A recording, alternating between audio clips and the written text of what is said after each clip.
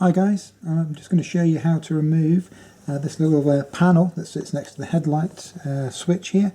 This particular one has the daytime running lights and the follow me home light controls.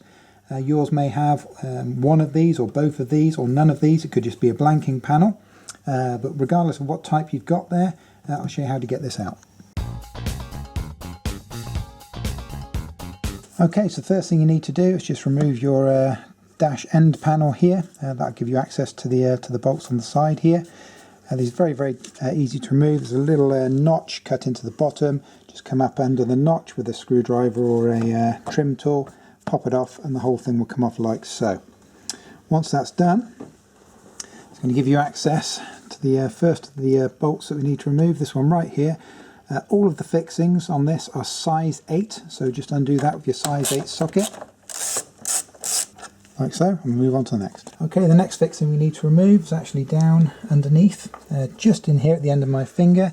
Comes up at a 45-degree angle. I don't know whether you can see that in there, but just in there, that's the next fixing to come out. Okay, so we've just removed the 45-degree angle bolt here that's holding it in. Now we've got one that's exactly the same, but on the opposite side, just under there. Yeah, so again 45 degrees on the opposite side, right next to the center console. That's the next one to be removed there. Okay guys, so we've removed the screw from the side and the 2 screws from the bottom on this panel. So it's now ready to come out. There isn't an upper screw on the console side. There's only an upper screw on the outside. One important thing to note is when you pull this off, there is actually one electrical connection connected to the back of it, and that's for the OBD, which is your diagnostic socket. Which is the diagnostic socket located at the back here, which I'll show you when I drop this down. So when you drop it down, try and drop it down quite gently. You don't want to be, ripping the wires or the attachments on the back of that plug. So what we're going to do, just give it a bit of a wobble. You see it unpops here on this side. It's going to do exactly the same on the other side as well.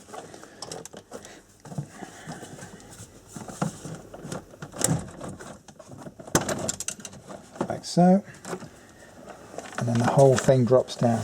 And this is the connection just here that I was telling you about, which is your OBD, your diagnostic.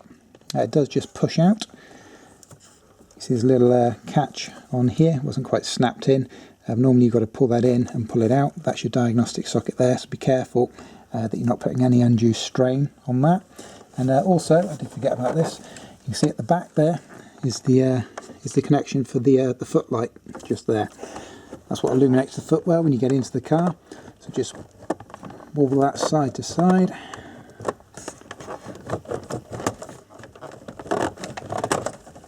And pop that off like so. And then this whole unit is free to be removed from the car.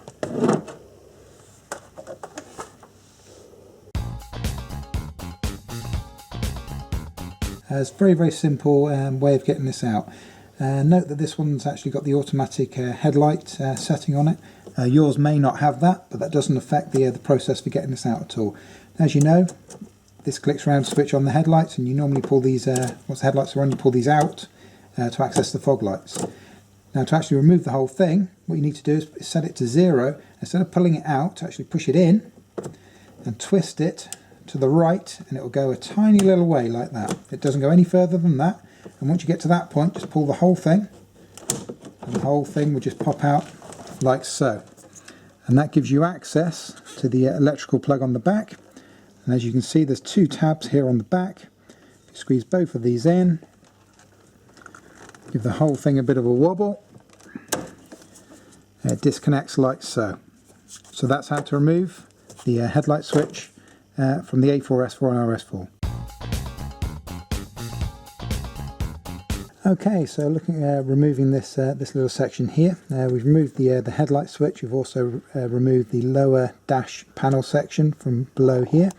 And one thing to note, if yours is a blanking panel, it doesn't actually have any controls in it, which means it won't have an electrical connection on the back of it. You don't necessarily need to remove the lower panel, because you can just reach in and kind of push it out from the back using your finger. However, if you've got any of the types of controls on it, it will have an electrical connection on the back, and so you will need to remove the lower panel. Okay, so once you've done this, what you can do is just grab it either side or push it out from behind if it's a little bit easier, and just push the whole thing forward like so.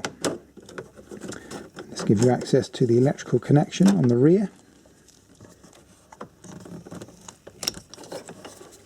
and then that's removed like so.